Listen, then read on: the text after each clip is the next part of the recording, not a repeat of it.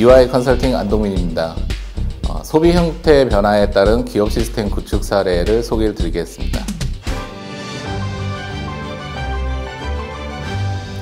먼저 소비 행태에 대한 변화를 얘기하기 이전에 먼저 뉴 노멀 시대라는 단어를 먼저 말씀을 좀 드려야 되겠습니다. 많은 분들이 들어왔던 단어이긴 한데 이 뉴 노멀 시대는 2009년, 2008, 9년도 금융위기 이후에 지속 10년 이상 지속적으로 발생하고 있는 그런 상황에 대해서 뉴 노멀 시대라고 정의를 하였습니다.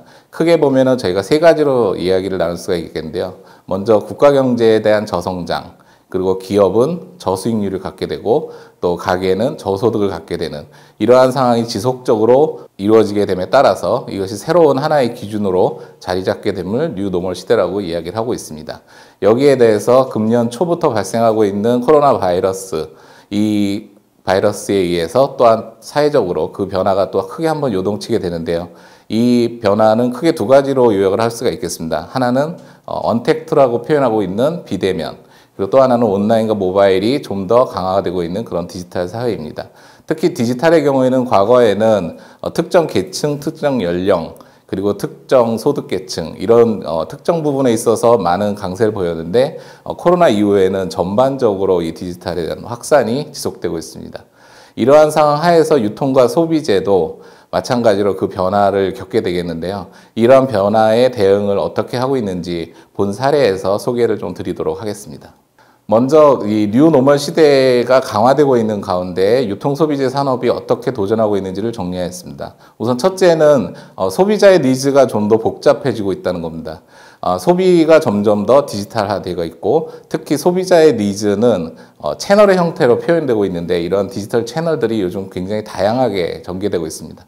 이런 상황에서 과연 기존에 하고 있던 마케팅이나 서비스가 과연 현재의 그런 디지털 채널들에게 효과적으로 적용할 수 있는지 이러한 고민을 해볼 수가 있겠고요. 두 번째는 쇼핑 채널이 팽창하는 부분입니다.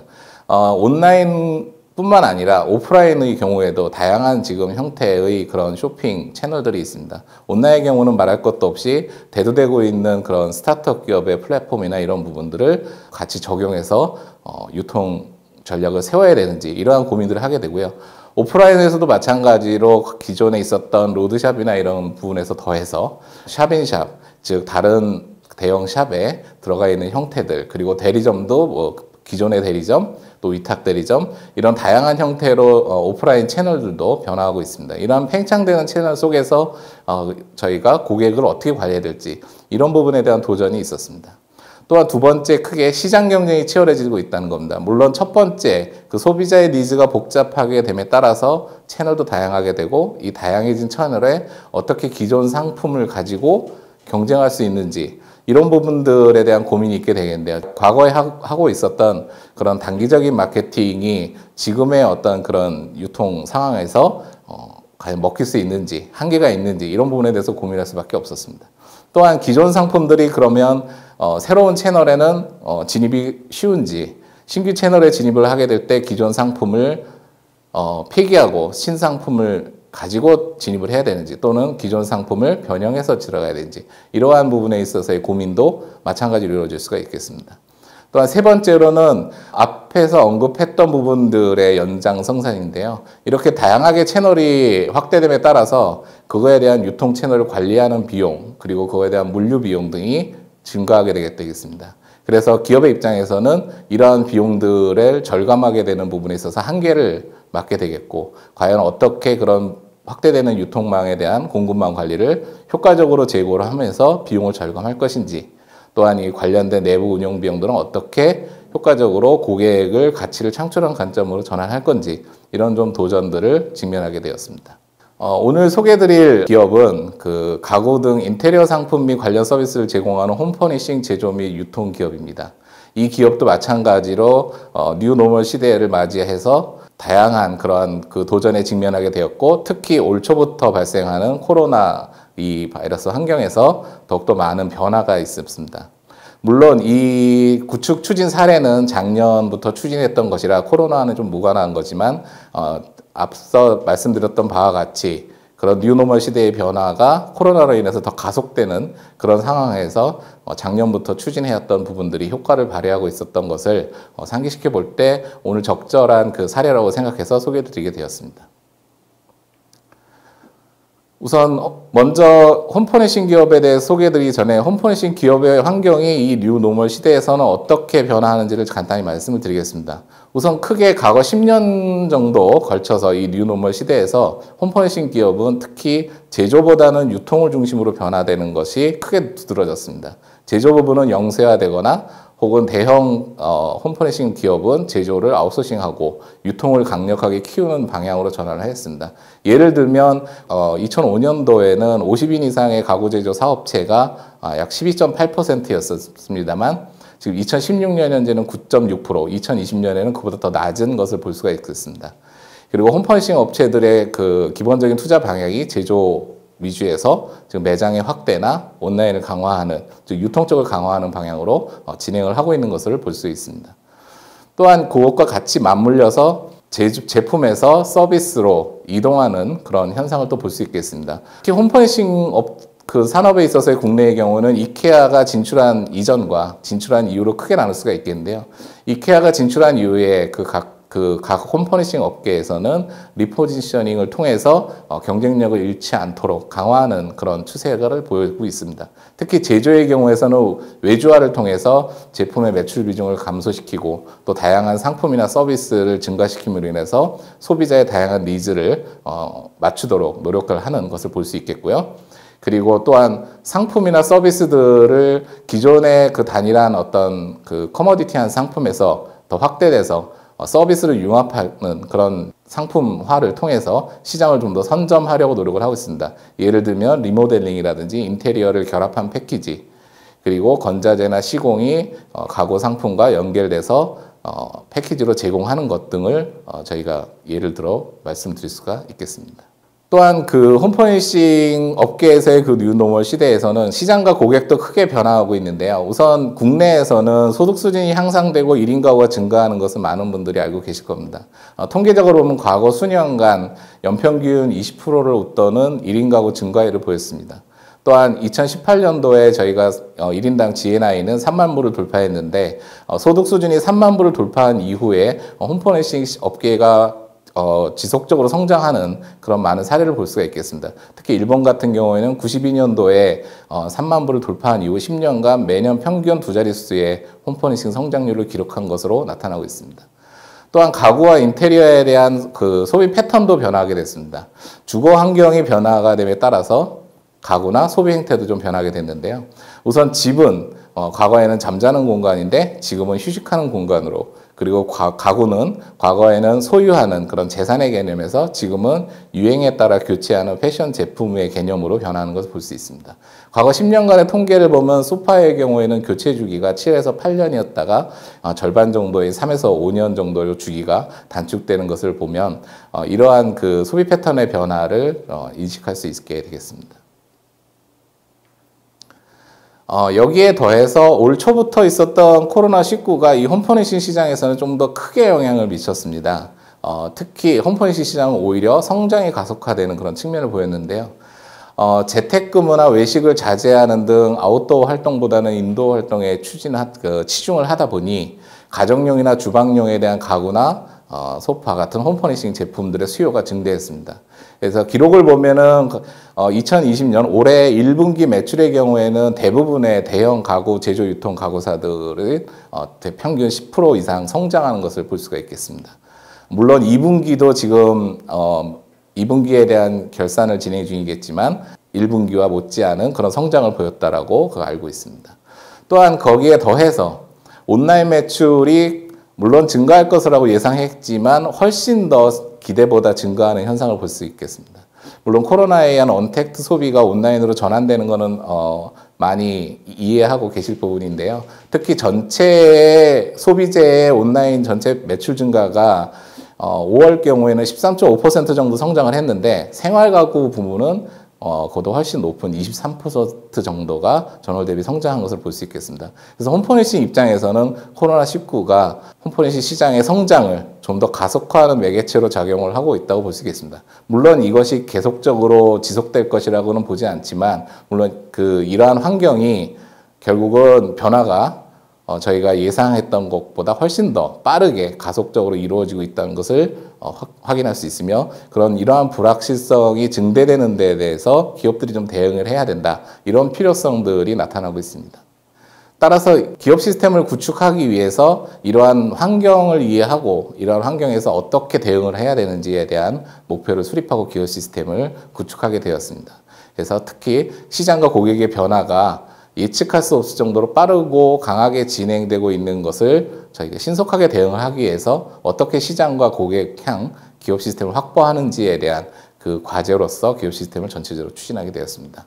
크게 4가지로 주요 과제들을 세워서 진행을 했는데요. 첫 번째는 오프라인 매장이 다양하고 유연하게 신속하게 고객들에 대한 판매 활동을 지원할 수 있는지, 기업 시스템이 지원할 수 있는지에 대한 것이 첫 번째였고요. 두 번째는 온라인이 급속도로 확대를 하고 있는데, 이러한 온라인의 확대가 단순히 그 온라인몰에서의 판매만으로 그치지 않고 어떻게 온오프 시너지를 통해서 성장할 수 있는지, IT 측면에서 어떻게 지원할 수 있는지에 대한 것이 두 번째 과제였습니다.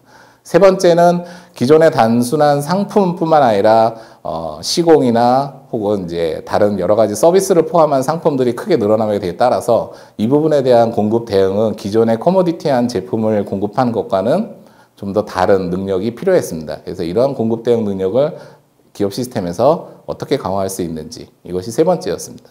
네 번째는 앞서서 말씀드렸던 그런 기업의 그 주요 혁신해야 될 항목이 내부 비용에 대한 효율화인데, 이 부분을 신기술 기반에서 어떻게 효율성과 신뢰성을 확보할 것인지에 대한 과제가 네 번째 과제로서 이 기업 시스템 구축하는 전반적인 그 방향성을 저희가 말씀드렸습니다.